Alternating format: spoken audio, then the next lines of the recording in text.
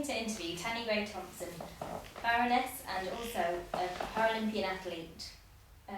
Baroness Gray Thompson has actually kindly agreed to talk to us and answer a few questions on the Paralympics and also Trailblazers related issues. Hello. Hello, hi.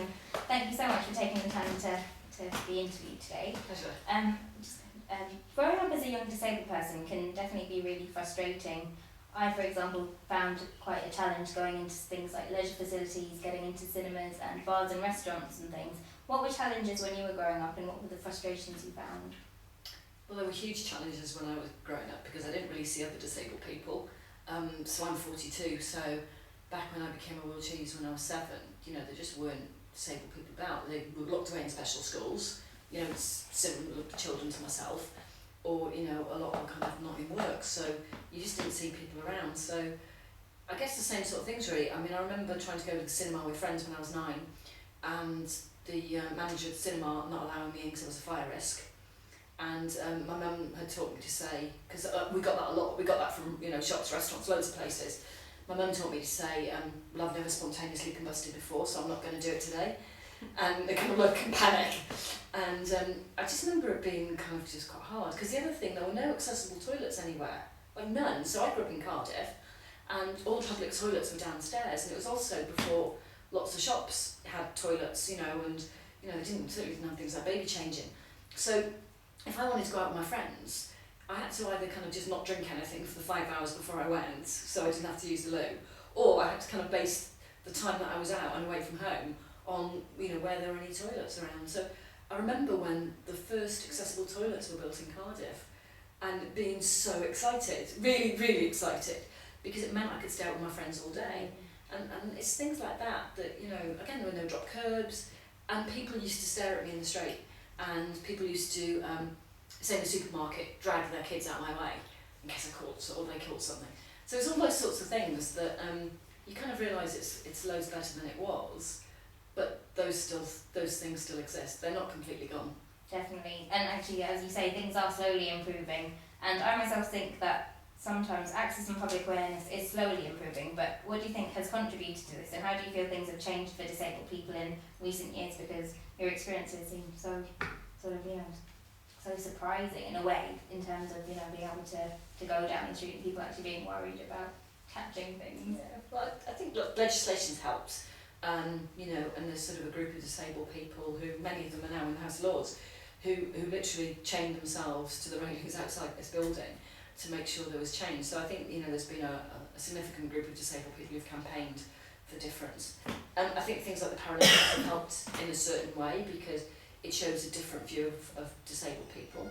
I don't think it shows a very realistic view all the time of disabled people, because it shows elite athletes who at that level don't really experience much discrimination, but I think that's it's helped open people's eyes to what disabled people can do.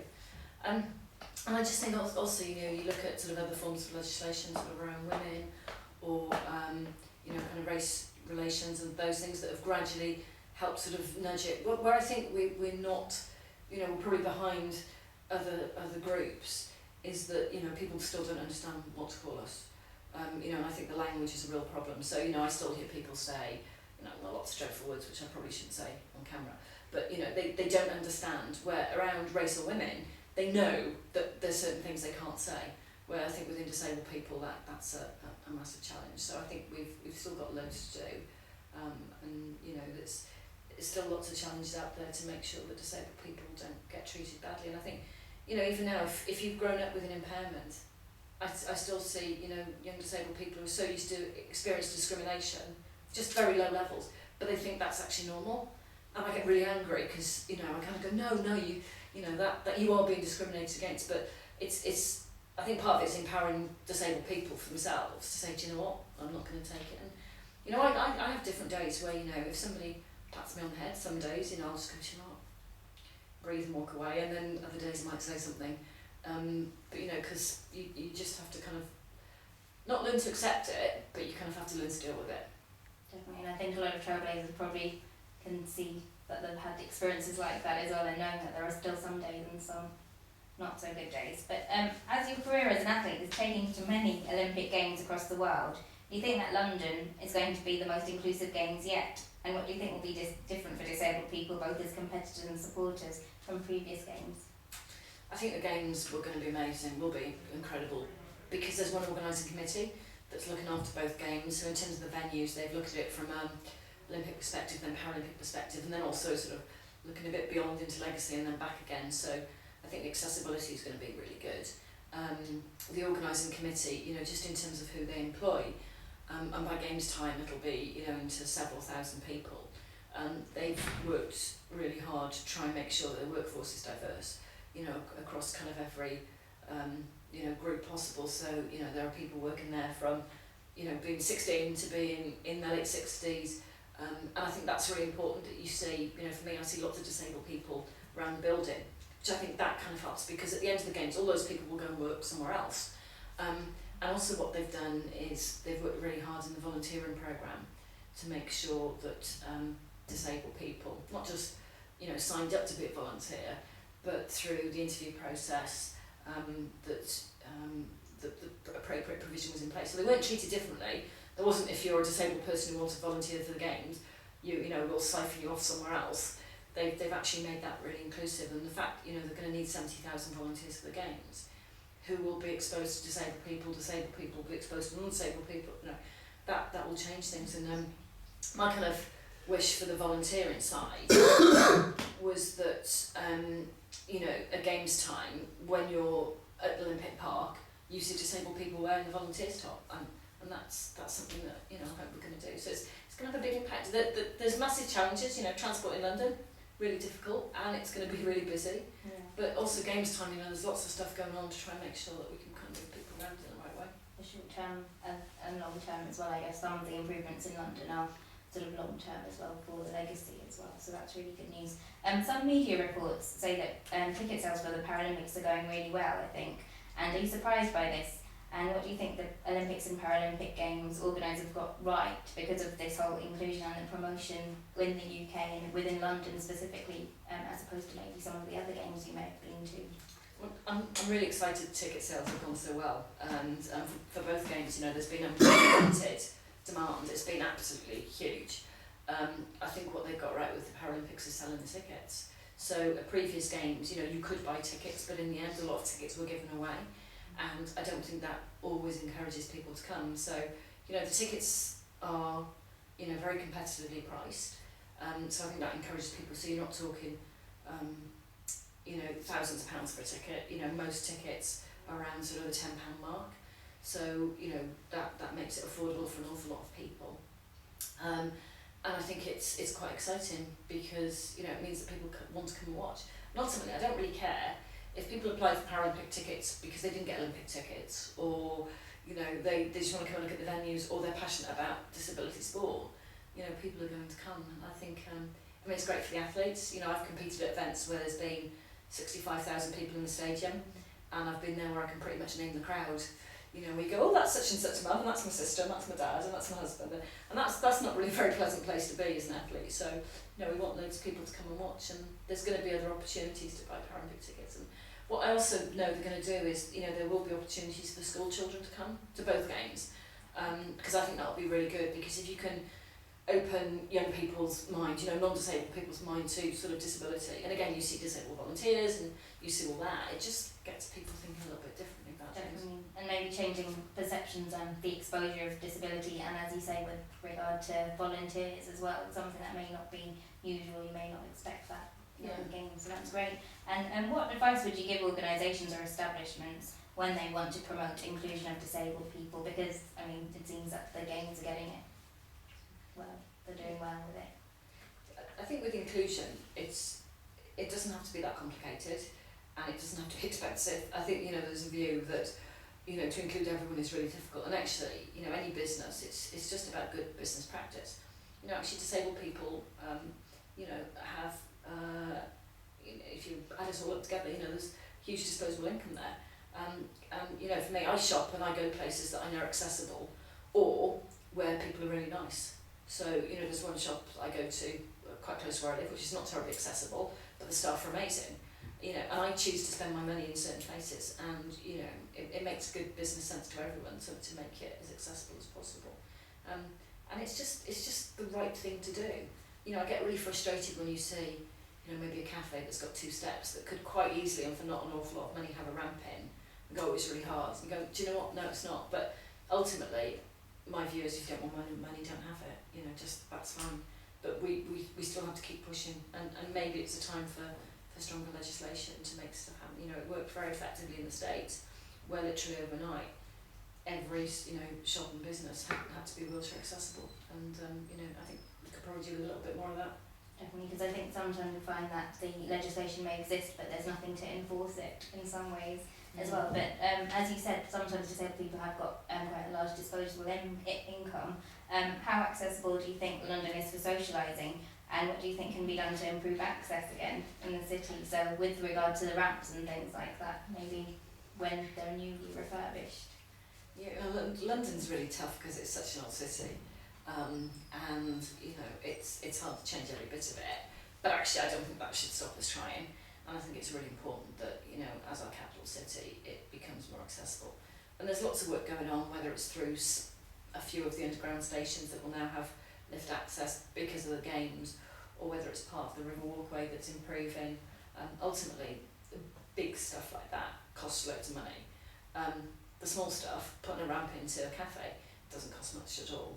And you know, I think that, you know, we just should keep doing it. I mean, I tend to, especially with my husband and my daughter, I just tend to go places that are not accessible. If I want to go in, because you can kind of, like, we have a couple of steps, or we kind of grab a couple of people in the street, and do it that way. I mean, that's not for everybody. Definitely, and I think, sorry to interrupt, with regard to attitudes, as you said, there are some places where it's staff that are really helpful as well. I mean, I was in a restaurant quite recently in near Piccadilly with my husband and daughter, and you know, it was all fine, I could get in and that was lovely, and I wanted to use the toilet, and women's toilet was upstairs. And I was like, great, so because I want to go now, I don't want to go in 2 hours time. So I ended up sending my daughter upstairs to see where the toilet was, and it was actually quite close to the stairs. And so I crawled up the stairs because I can do it, and I was wearing a carbon oil pair of jeans, and that was fine. And you know, it was that kind of balance, like, I need to go now. And you know, my daughter was great because she's sort of grown up around it, so she might have said in quite loud voices as I was crawling up the stairs, you know, are they evil, mummy, because they don't have a downstairs toilet? And I was like, I'm not evil, darling, they just don't understand.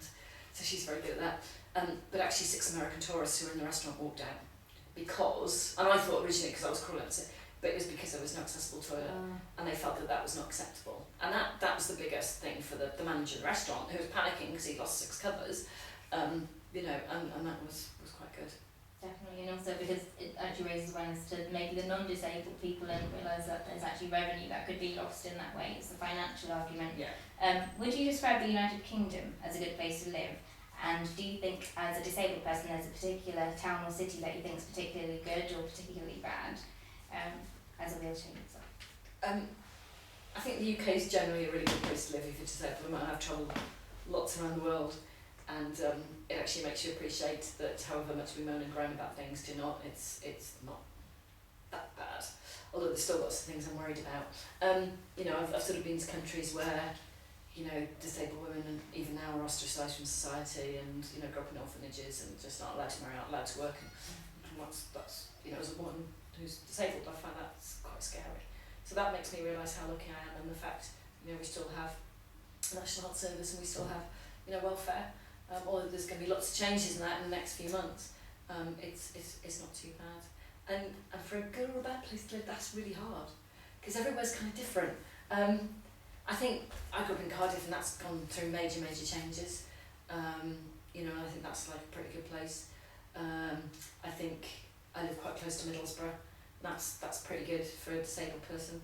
The places that I think I would never live, and I know this is all, but kind of York, but it's really old, and there are loads of cobbles, and there's loads of, you know, planning reasons why you're not allowed to just slap a big pile of tarmac down the cobbles. So things like that. So again, I'm quite fortunate.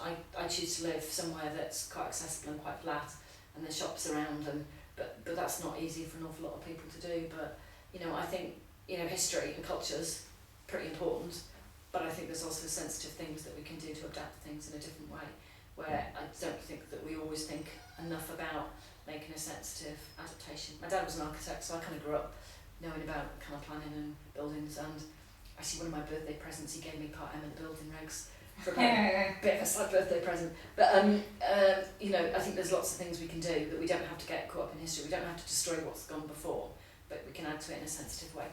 Definitely, and I think even as a trailblazers, when we were working on the cinema campaign, some of the architects actually said it's sometimes about thinking creatively. So even if things are listed buildings, there's still a way of maybe finding another way around it. Yeah. What do you think about the trailblazers and our network and what we do? I think it's really positive because it's about encouraging disabled people to kind of have a voice. And I think what's really useful as a disabled person is to meet other people, maybe not with the same impairment, but who've been through things and find different ways to cope and different ways to do things. And I think that's where you get stronger. The more people that you have around you that have dealt with it, that you become better at dealing with things yourself. So I think it's that kind of support is really important. And from sort of a campaigning point of view, you know, you just have to keep going. You know, things won't get better unless disabled people speak out. And I get really frustrated when, you know, it's not disabled people speaking for themselves. You know, and that's where I think a lot of the voice has to come from, because they're the people with the experience. And there's loads of ways of making change happen, but ultimately I think it has to come from disabled people. You know, and I think, you know, in the next couple of years there's loads of challenges because the economic climate and, you know, lots of things that are happening. But we need kind of that really strong voice. Thank you so much for your time today. Thank you. How long is that? I can talk forever.